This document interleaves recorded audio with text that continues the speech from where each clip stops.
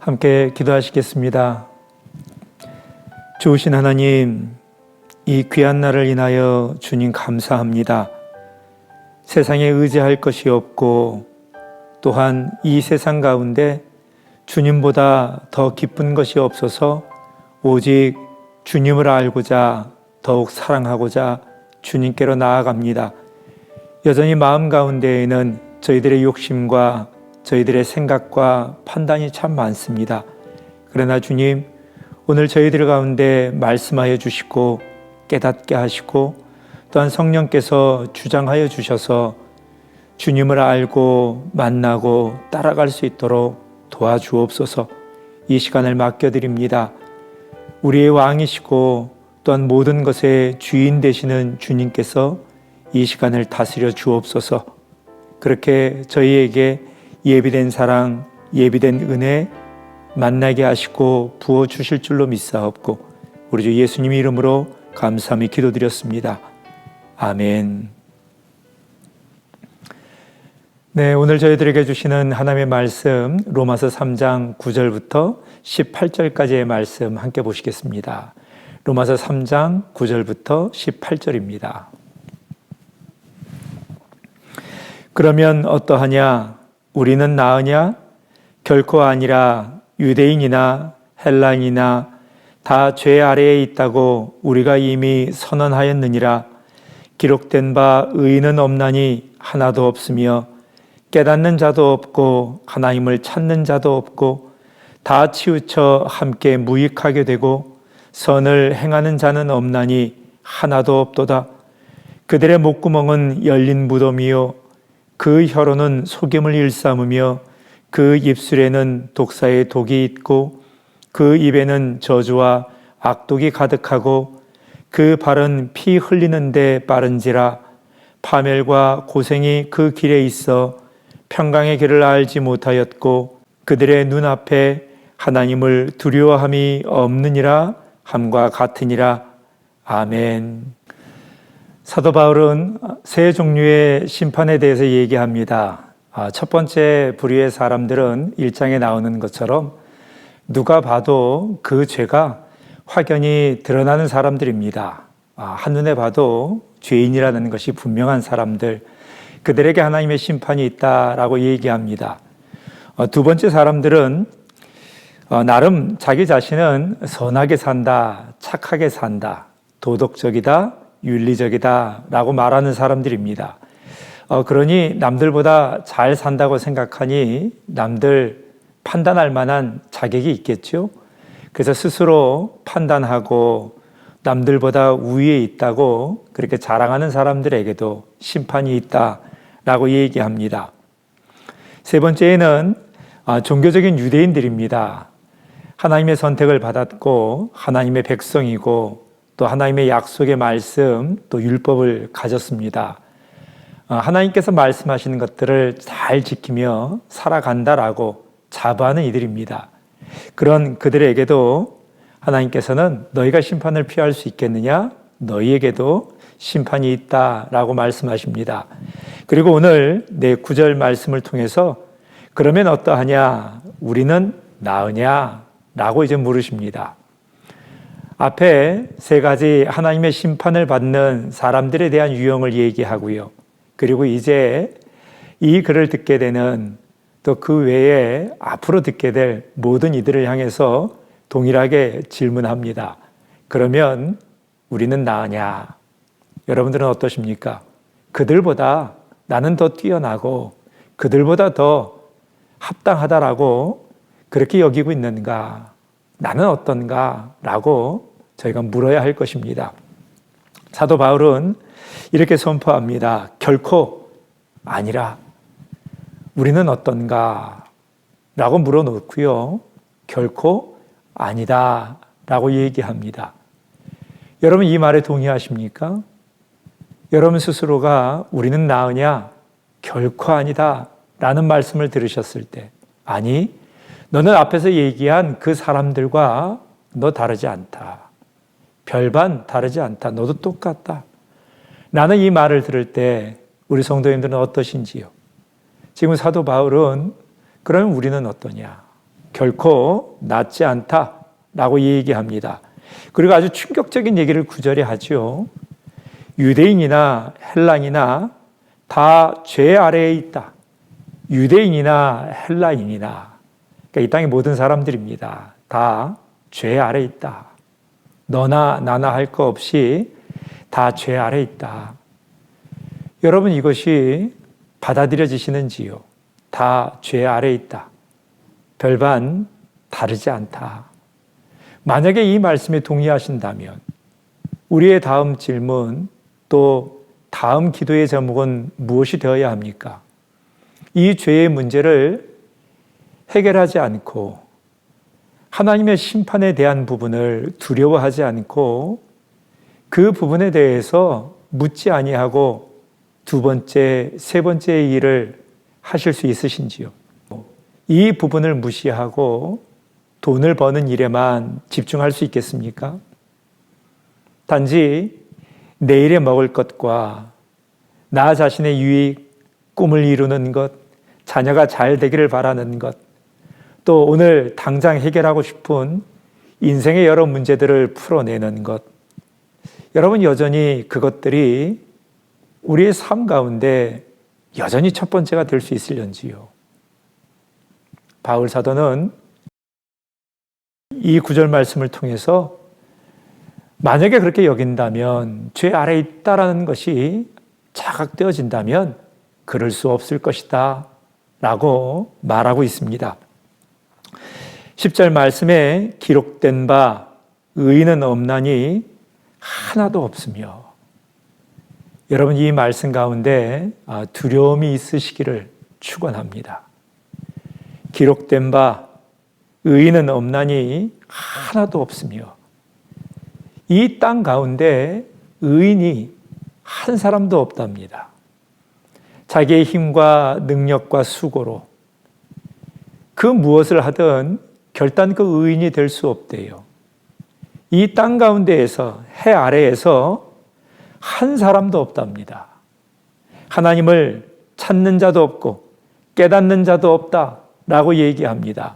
심지어 18절 말씀에는 하나님을 두려워함이 없다라고 얘기합니다. 이 땅 가운데서 하나님을 두려워함으로 하나님을 찾거나 또한 하나님을 깨닫거나 하나님이 기뻐하시는 선한 일을 하는 사람이 없다라고 선포합니다. 여러분, 이 선포에 대해 어찌 생각하시는지요? 그동안 열심히 산다고 살았는데 하나님의 선포는 의인이 없다 하시면 나름 착하게 살고 선하게 살고 책임감 있게 살고 그렇게 살아왔는데, 오늘 바울 사도를 통해서 이 땅 가운데 던지는 말씀은 인생이 무엇을 하든 의로울 수 없다, 의인은 없다 라고 말씀하십니다. 이 말씀은 자기의 인생, 특별히 자기의 행위에 대해서 자부심을 가지고 느끼는 이들에게는, 자부심을 갖는 이들에게는 참 어렵고 힘든 말씀이 됩니다.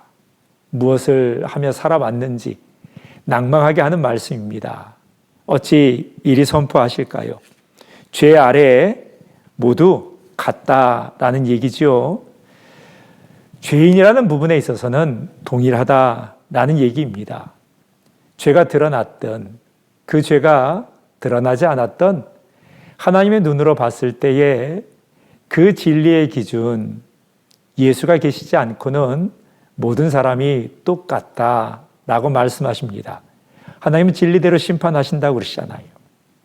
그 진리이신 예수가 안에 있는지, 그 예수에 대한 믿음이 있는지, 그것을 가지고 하나님은 의롭다, 불의하다라고 말씀하십니다. 만약에 그렇지 않다면 우리가 눈으로 보기에 드러난 죄이든 또 그 죄를 착한 일, 선한 일, 남들에게 칭찬받는 여러 구제가 있든 또 아무리 그 인생이 도덕과 윤리적으로 흠이 없는 것처럼 보여도 숨겨진 것, 그 동기의 부분에 있어서도 별반 다르지 않다. 또 아무리 종교적인 열심으로 또 그 행위 여러 일들에 섬기고 수고하고 종교적인 의무를 다했어도 그것으로 포장해 놔도 그것은 시들어버리는 무화과 나무니까 같다라는 말씀이 되기도 합니다. 오늘 이 말씀을 통해서 오늘 본문을 통해서 사도 바울은 죄 아래 살아가고 있는, 죄의 영향을 받고 있는 우리의 모습을 몇 가지로 정리합니다. 우선은 일반적인 죄에 대해서 10절에서 12절까지 얘기하고요. 또 입술로 저지르는 죄에 대해서 13절, 14절을 통해 얘기합니다. 또한 행위로 짓는 모든 죄를 15절에서 17절까지 얘기하고요. 또 18절에는 그 죄의 뿌리가 무엇인지 그 뿌리에 대해서 얘기합니다. 이 죄에 대한 영향력을 조금 정리를 하면 이렇게 됩니다. 먼저는 법적인 상태로 우리가 선고를 받았다는 것입니다. 법적으로 우리가 행한 일을 가지고 당신은 죄인입니다. 이렇게 선고가 내려졌다는 거예요. 두 번째는 우리의 마음에도 영향을 미치는데요. 우리의 마음이 깨닫지 않습니다. 본성이 죄로 더럽혀져서 하나님의 진리를 이해하지 못합니다. 그러니 우리의 마음이요, 깨닫지 못하고 하나님에 대한 감각이 없습니다. 세 번째는 하나님을 찾는 자가 없대요. 우리의 동기에 문제가 생겼습니다. 우리의 마음이 하나님을 향해서 기울어지지 않아요. 자꾸만 하나님이 없는 것으로, 하나님 말씀 순종 안 하는 것으로 자꾸만 우리가 도망가고요, 하나님에게서 멀어지고요, 숨으려 합니다. 네 번째는 다 치우쳤다고 얘기합니다. 우리의 의지가 한쪽으로 치우쳤다라는 얘기이지요. 양이 그릇 행하여 각기 제 갈 길로 갔다라고 말씀하시죠. 그게 저희들의 모습입니다. 우리는 의지를 가지고 하나님에게서 멀어지고 하나님의 뜻을 고의적으로 방해하고 고의적으로 방황합니다. 또한 다섯 번째는 우리의 목구멍은 열린 무덤이다 라고 얘기합니다. 우리의 입이 죄의 영향을 받습니다. 입술이 거짓말을 일삼습니다. 독을 품고요, 저주와 악독이 가득합니다. 그 입술에 있는 이 혀를 독사의 혀라고 얘기하잖아요. 여러분께 뱀이 그 혀가 이렇게 갈라져 있잖아요. 한 입으로 저주의 말, 축복의 말, 이렇게 다른 두 가지 말을 내뱉죠. 혀가 갈라진 독사와 같습니다. 그 안에서 악독의 말, 부패한 말들, 이런 것들이 나온다면 무덤과 다르지 않지요. 내 안에 골문 것, 썩은 것, 이처럼 나쁜 말들이 나온다는 것은 내 마음이 부패했다, 썩었다, 은혜에서 멀어졌다라는 것을 의미합니다. 어찌 그렇게 되었을까요? 자기 이익을 지키기 위해서요, 다른 사람들의 이익을 해치기 위해, 또는 자기 이익을 지키기 위해 우리는 우리의 입술로 거짓을 담습니다. 또 죄로 인해서 관계가 깨어집니다. 우리의 발은 피 흘리는데 빠르다라고 얘기합니다. 피 흘린다. 피를 흘릴 만큼 다툴 일이 얼마나 있겠습니까? 가끔 그러신 분들이 계시죠. 팀 켈러 목사님은 서로 피를 흘리는 관계, 또 피 흘리는데 빠른 발이라는 부분을 조금 더 우리의 정서에 와 닿게끔 표현을 했어요. 이런 표현이었습니다. 우리가 원하는 길에 걸림돌이 되는 사람들을 밀쳐내는 방식으로 그렇게 살아가는 것, 그렇게 정의합니다. 그러니까 누군가 자꾸 내 앞길을 막아요. 그러면 그 사람을 밀어냅니다. 나를 방해하는 것, 불편하게 하는 것, 올라가는 것을 막는 것, 또는 나를 이쪽으로 저쪽으로 나답지 못하게 살아가게 하는 것. 그런 사람들이 다 내 앞길을 가로막는 사람들이죠. 그런 사람들을 밀쳐내는 방식으로 관계하는 것, 그러한 모양새가 피 흘리는데 빠른 발이라고 얘기합니다. 마지막으로는 하나님과 우리의 관계에 대해서도 영향을 미칩니다. 하나님을 두려워하지 않습니다. 하나님을 찾지 않습니다. 선을 행하지 않습니다. 여러분, 이 말은요, 하나님을 찾지 않는다는 것이 하나님이 어떠한 분이신지 알고 싶어 하지 않고요, 하나님 주머니에만 관심이 있어요. 그 주머니에서 뭐가 나오나, 하나님을 더 알고자 하는, 하나님을 기쁘시게 하고자 하는 이 부분에 대해 관심이 있는 것이 아니라 나한테 뭘 주실 수 있으실까? 인생에 문제가 생겼는데 하나님이 어떻게 들어주실까? 누구 때문에 마음이 너무 힘들고 죄를 지어서 마음이 무거운데 이걸 어떻게 덜어낼까? 또 내가 어떻게 평강을 누릴까? 내일을 어떻게 살아야 할까? 이쪽으로 가야 될까? 저쪽으로 가야 될까? 거기에 대해서 의문이 생기고 알고 싶고 마음이 텅 빈 것 같아서 그것을 채워줄 누군가를 기대하고 찾는 것. 오직 거기에만 관심이 있을 때 우리는 하나님께 관심하는 것이 아니라 하나님의 주머니, 하나님이 쥔 그 손에 관심을 둔다라고 얘기합니다. 하나님을 찾지 않고요, 주실 수 있는 것, 그것만 찾아요. 나를 행복하게 할 것, 나를 기쁘시게 해줄 것, 그것만을 찾습니다. 선을 행하는 자가 없다는 말은 무엇일까요? 여기서 말하는 선이란 구제나 착한 일을 의미하지 않습니다. 여기에서 말하는 선을 참조하고 있는 이 로마서 저서 속에서는 이런 표현을 썼어요. 중요한 것은 우리의 마음으로 누구를 섬기는가 하는 것이다. 우리 손으로 어떻게 섬기는가가 아니다. 우리는 선행이라고 얘기하면요, 손으로 하는 것을 생각합니다. 근데 하나님께서 말씀하시는 이 선행은 네 마음으로, 너의 마음 속에 지금 누구를 섬기고 있느냐, 너의 마음의 동기가 지금 누구를 섬기고 있느냐. 손이 일하기 전에 너의 마음은 누구를 섬기고자 하는 그 마음이 지금 너의 손을 통해, 너의 입을 통해, 너의 물질을 통해 드러나고 있느냐라는 말씀입니다. 믿음 없이 선한 행위를 하는 것, 그것은 그리스도와 아무런 관계가 없습니다. 믿음 없이 선을 행한다면, 착한 일을 한다면 그것은 하나님을 위한 것이 아니라 우리 자신을 위한 것입니다. 우리 성도님들은 어떠신지요? 의인은 하나도 없다라는 말씀에 가슴 절절히 공감합니다. 여러분, 그렇게 고백하신다면 오늘 하나님 앞에 서야 하는 가장 시급한 제목일 것입니다. 어찌 이 중요한 것을 두고 인생에 흘러가는 일들, 썩어지는 일들, 그것을 앞세우며 살아갈 수 있겠습니까? 여러분의 가족 중에 자녀들이 이 가장 중요한 부분에 대해 눈 떠 있는지요?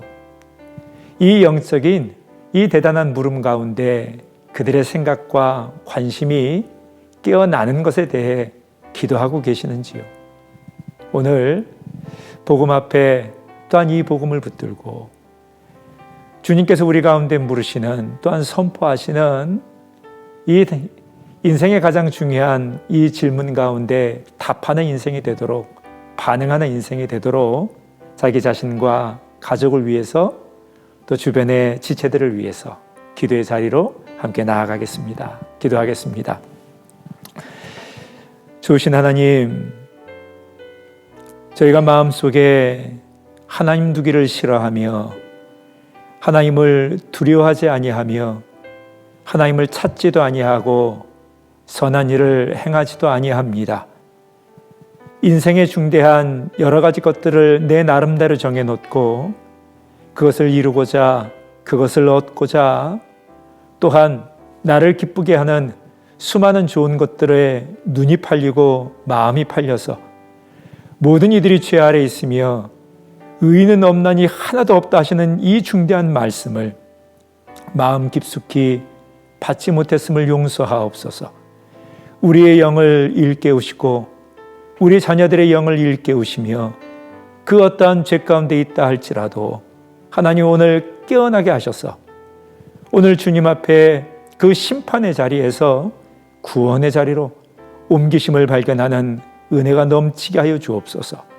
혹여 나는 남들과 다르다며 구분짓고 또한 불리하고 남보다 나은 듯 괜찮은 듯 그렇게 살아온 이들이 있거든. 자기가 행한 것으로 장담하며 한치의 오차도 없이 그렇게 확신하는 이들이 있었거든.